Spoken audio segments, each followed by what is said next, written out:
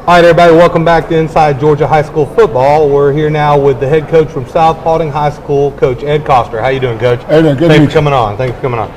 So tell me a little bit about your coaching background. I know you started out in Texas. Tell us a little bit about how you ended up coming from Texas to Georgia and what you did out in Texas. Well, I started coaching so long ago. Adam and Ighf were on a team. This will be my 39th year of coaching high school football. It'll be my 40th year in education. Started coaching in Texas, played ball at Texas Tech, started coaching, working my way up through the ranks. And of course, there was a time in this sport when you were coaching, if you wanted to move up, you moved. Right. And so we, chased that head coaching job and ended up in Oklahoma where I got my first head coaching job. I was the head coach of the smallest school in Oklahoma playing 11-man football. The superintendent handed me the keys, went over and looked at the field house, which was the old gymnasium, and opened the door, and I said, good grief, I'm a head coach, but head coach of what? Right.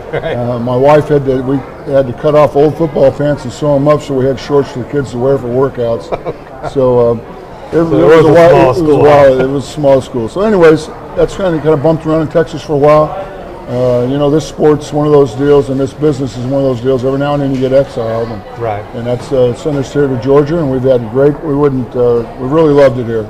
It's been a much better experience for us, and had a great time. And where'd you end up at first when you came to Georgia? When I first came here, I came to Cherokee High School. Took a job at Cherokee in '98.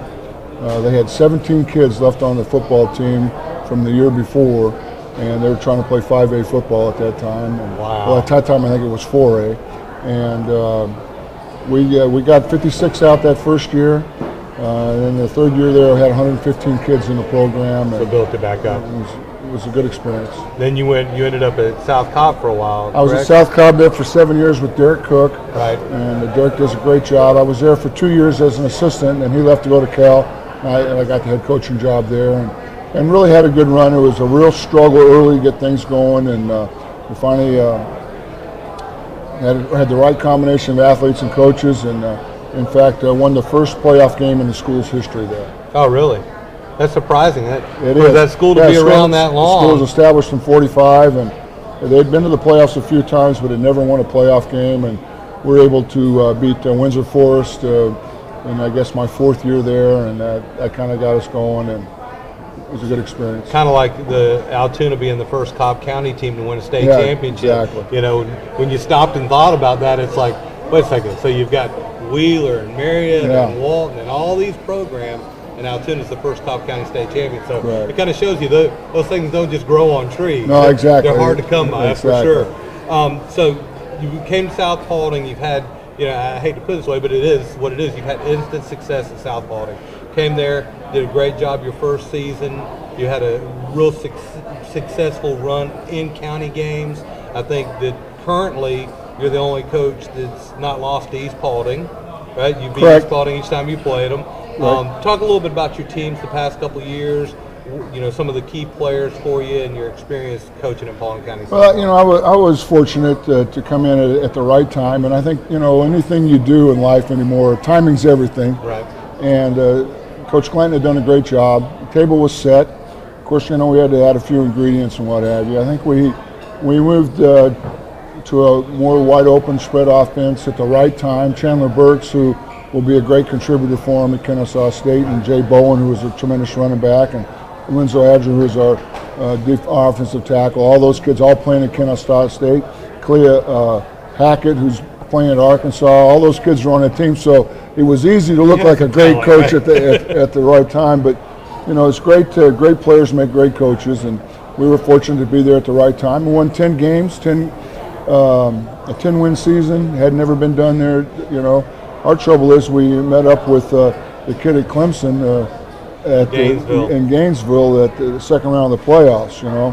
Last year at the national championship game, I was complaining to the networks. They should be interviewing me. I was the only coach to play against both the Drake and the quarterback at Watson for Clemson. Right, because Drake was at Hillgrove. He was at Hillgrove when I was at South Cobb. Right. But anyways, we had some, like we said, we've had some great kids. My hat's off to a great group of assistant coaches that are there with us there at South Paulding, and to accept me right off the bat, to not worry about who's doing this and who's doing that, and really buy in. And can we talk to kids all the time about buying in? You know, be totally committed. These guys have done that, and everything I've asked to do, did a great job of instructing the kids, and we're really proud of those accomplishments. And then the next year, back up again, where we were worried going into that year, and we ended up with an 8-win season. Thought we had Mays beat, and turned the ball over 3 times in the third quarter, and that hurt us. And then come back again last year with an 8-win regular season, win the first playoff game, or another playoff game there at home, the first round, and then second round game didn't go so fair for us. Drew showed up, had a heck of an offensive line and some tremendous skill kids. Right. We were up 17, then their band showed up and it was all over with. Once the band showed up, okay. Now, so, you know, last year was kind of a crazy year for everybody in that region. Have you ever been involved in a situation where you had a 3-way tie for second place at 8-2? No, I guess not really that not offhand. Right. We've been involved in some ties in Oklahoma as it come down to point differentials and what have you like that. You know, we felt like we had the inside seat on the doggone region championship, and then we let Paulding County slip up on us. Right. So that kind of threw things in the works. But threw it to East. East had a chance for it, and they let Alexander win. Right. In the end, Altoona pulled it off. It was quite a deal there. And I think it speaks well for the caliber of football in Paulding County. I think it speaks well for the caliber of coaches that we have here in Paulding County. I think all the coaches here do a great job working with the kids, not only coaching football, but coaching life skills and teaching kids to be better people, and that's why we do what we do. Right. I'm real impressed with the coaches in our county, and our county should be grateful of who they are and what the effect they're having on kids today in our county. Now, talk to me a little bit about the new region that you're moving into. It's not a cupcake region, that's for sure, right? No, Tell me a little bit about it. It's definitely not. I'm not sure who we made mad down at GHSA. I'm not sure what took place on that deal, but when the new classifications came out, it obviously left North Paulding and us alone. Right. And North went up, and we stayed the same, and the other 3 were able to go down, and that just put us in a situation where, because of Dalton falling in the deal, there was no place to send us. Had Dalton been a different class, then we could have went that way. Instead, we're down with the Douglas County schools, and then the South Fulton schools and Clayton schools. An extremely tough region. Northgate, semifinalist last year's in the region. Got the state's leading rusher from last year back this year.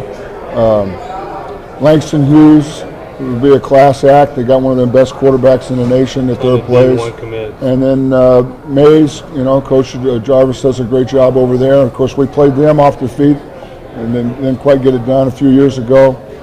Coach Combs over at Alexander has a strong program, and then, you know, DC will be improved, and New Manchester has a new coach. You know what to look for. So no, there's no off weeks. There's no weeks to relax. Right. No time to take a breath. It's going to be Katie Bartador starting tomorrow morning. Now, who? Talk a little bit about some of your key players. We got some of them here tonight going into the season. Who all you're going to have step up? What do you think the key is to this season? Well, our big thing is that we've got some exceptional skill kids, and we've got the most untried line in the state, I think. You know, we lost 18 out of 22 starters off of last year's team, and the thing about those 18 starters we lost, they were contributors as sophomores, and then they were the catalysts as juniors, and then they carried the load as a senior. Our team coming this year has never had to carry the load. Right. The offensive linemen and linebacker core and defensive line that we're working with right now have never had to carry the wagon. You know, they were good, solid practice kids for a couple of years, but now it's their turn to shoulder the burden. And so it's been a learning process for them this summer to actually learn, like, what is it like to have my name called out on Friday night? What does it actually take? So that's going to be a real growing process, and we don't have a lot of time to grow.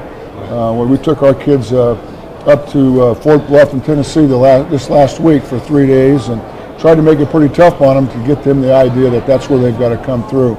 But we're very fortunate in having Michael Carter, who's a tremendous kid, a great student, a great athlete. Had offers from everybody from Clemson, Mississippi State, to almost everybody in the ACC and half the SEC, and chose to go to Duke, which I think is a great fit for him. great kid. Academics are priority, and Coach Cutcliffe and that group, I think he'll really blossom there. We also have a wide receiver by the name of Cam Weiss, who I really think is another Division I type player, and he's getting some looks right now. And that's a tough position to recruit to, because some guys want him taller, some want him smaller, and but he'll end up on his feet. I think he's probably a mid-major kid, and he'll end up there. We have Jordan Anderson, a sophomore kid, who's also getting some looks in the same atmosphere that Michael did when he was that age. Right. So we really have some good skilled kids. Question is can we protect Jake Gravitt, who will be our quarterback, who's green, who hasn't played under the Friday Night Lights yet. He was your JV quarterback last year, right? You know, Jake comes through and plays within himself, gets the ball to the right people at the right time. You know, I think we'll be all right. Right. You know, we've challenged our offensive coordinator, Josh Carmichael, who's done a wonderful job over the years, but we've challenged him to come up with an offense that scores points without blocking people. And that's the Tony Franklin system, exactly. isn't it? You know, he's done a great job with that. And then Coach Joe Scott, who heads up our defense, is we're having to kind of evolve defensively to make up for a lack of defensive linemen, and he's taking on that challenge and challenging our kids to fly around the football and then get there when they're kind of angry. Okay, so y'all be still running the spread, Tony Franklin type offensive setup. Okay. Well, Coach, we appreciate you coming on tonight. Best of luck this year for South Paulding. We want to have you on later in the season as the season progresses. Talk a little bit about how things are going, and we appreciate it. We'd love to have you, and I'd like to talk a minute if you give me a chance here to put in a plug. We're forming an organization here, the Paulding County Coaches Association, and we'll be picking players of the week each week for each school. Have a little get together about mid-season and announce those players of the week. Have another one at the end of the season. And then at the end of the year, have a large county-wide banquet for a county football team that is representative of all of our teams and picked by our coaches. We look forward to getting that off the ground, and any help you guys can be in that, we'd love to have you. We'd love to host it. I mean, we could do the same kind of production and host it. We'd love to be involved in that. Very good. All right, Coach. We appreciate it. Appreciate it. Nice talking to you. That's Coach Ed Koester from South Paulding High School. We'll be back with our last coach for the night, Coach Chris Brown from Hiram, after this short break.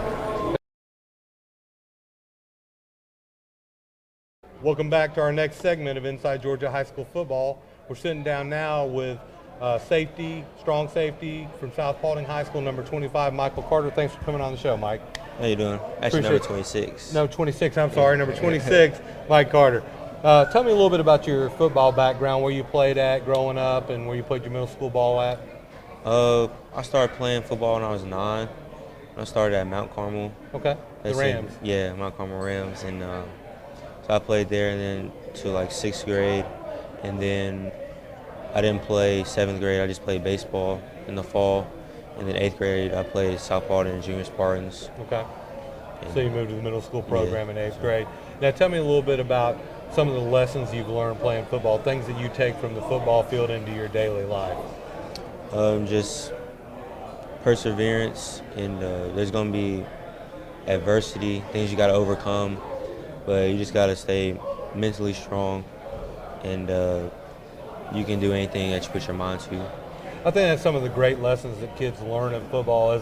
As a recruiter, I hire people a lot of the time, and you can tell those guys that have been involved in team sports and been involved in football and stuff like that, because they have more confidence, they have more ability to overcome adversity, and there are lessons that you can carry on through life. Tell me a little bit about. I watched some of your highlights. You're definitely an explosive player on the field, especially once the ball. I saw some punt returns from you, right? What's your favorite thing to do on the football field? Is it to play that safety spot? Is it to return kicks? What do you like the most? I like coming downhill, hitting people. I saw that on film too. And I like kick returns a lot too. Right. Yeah, I saw some explosive plays on your highlights. Your highlights are playing right now, and so everybody's kind of getting to see a little bit of what you do. Tell me a little bit about the recruiting process and how it's going for you right now. I know that you've committed to Duke. Tell me about some of the other schools and how that whole process went around. Duke was my first offer, and I got that my sophomore year.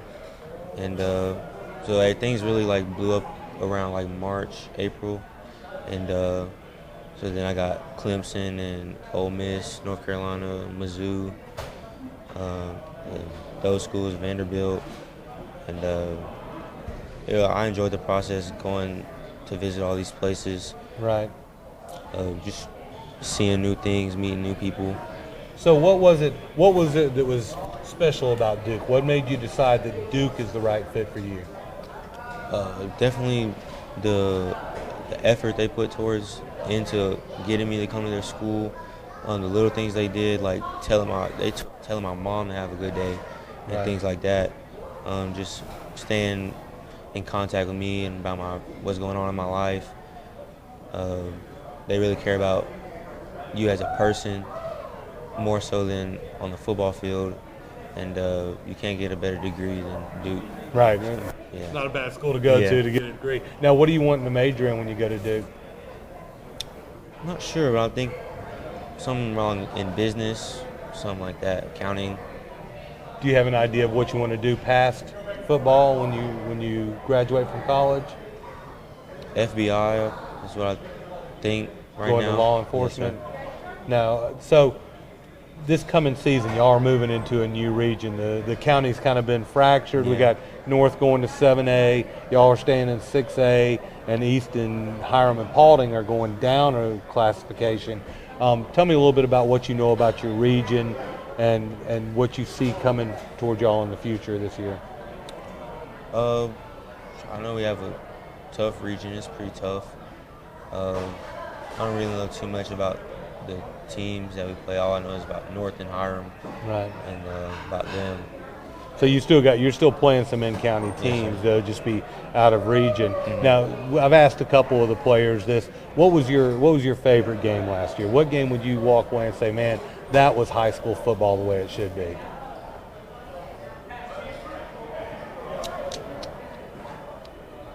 Dang, I have to say Alexander. You like the Alexander Yes, game? sir. What was special about that game? What stood out?